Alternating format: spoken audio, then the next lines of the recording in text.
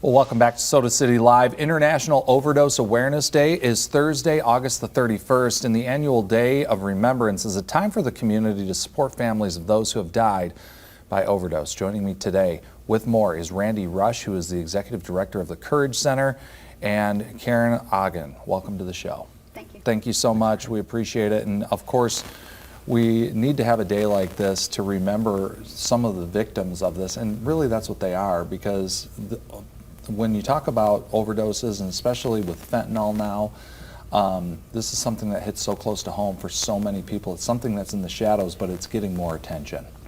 Definitely. We want to share so that we can reduce the stigma around substance use disorder in our community.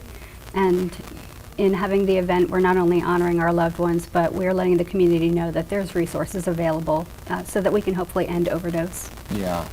One of the resources available is the Courage Center and all of the work that you do there. First of all, Randy, thank you for the work that you're doing with the Courage Center, giving people a place where they can not only rehabilitate, but you also do some incredible work with families there, people who are possibly codependent or those who are involved with a loved one who's going through this. We do. We believe addiction and substance abuse is a family disease, and a lot of times we see that the individual doesn't start to change till the family starts to change. And as we help the family heal, then the individual can heal as well. Yeah. You guys have certainly seen probably both ends of the coin, not only some of the tragedy, but also some of the healing that can take place. You have a picture here. This is a young man named Kevin, correct? 27 years old? Yes, Kevin is my son. He passed away in 2019 from an accidental overdose. And I make sure that I share because I'm not embarrassed of his story. His story is important to share because he was so much more than what took his life. He was an amazing kid who was kind and smart and funny, and he needs to be remembered for who he was. And in sharing, I'm reducing the stigma because I want others to feel comfortable sharing about their kids, whether they're here with us or whether they're struggling right now, so that they can get help. Yeah, so when we talk about, Kevin, 27 years old, and he had so much going for him in so many ways, it sounds like. And many times, some of what people are battling is not necessarily apparent right there on the surface. But it's important to be asking the questions and finding perhaps a way for support. Right, because Kevin had the addiction of substance use disorder.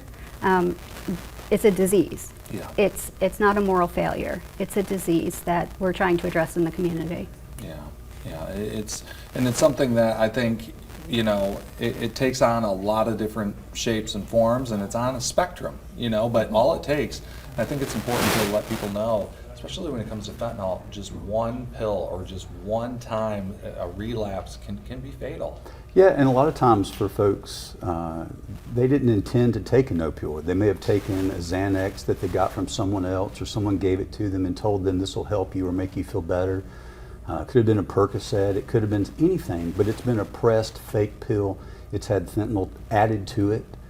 We had a young lady a couple years ago at Lexington High School, 15-year-old, that overdosed and died, thought she was taking a Percocet. So, our message is that if it's not prescribed by your doctor, you should not take that. One pill can make a difference, could change your life and the life of your family. Yeah. Karen, what would you tell anybody who's going through a similar circumstance of what you've been through? What would you tell them today if they're watching, if they have a loved one perhaps who's going through something like this? I would tell them to reach out to our community resources, because there are people there that understand and will support them and will not look down upon them for the issue that's happening. So there is support available, and if you're the user and you're struggling with substance use, if you're ready, we can support you. And if you're a family member, the Courage Center can definitely support you in finding ways to help you deal with the issues that are going on.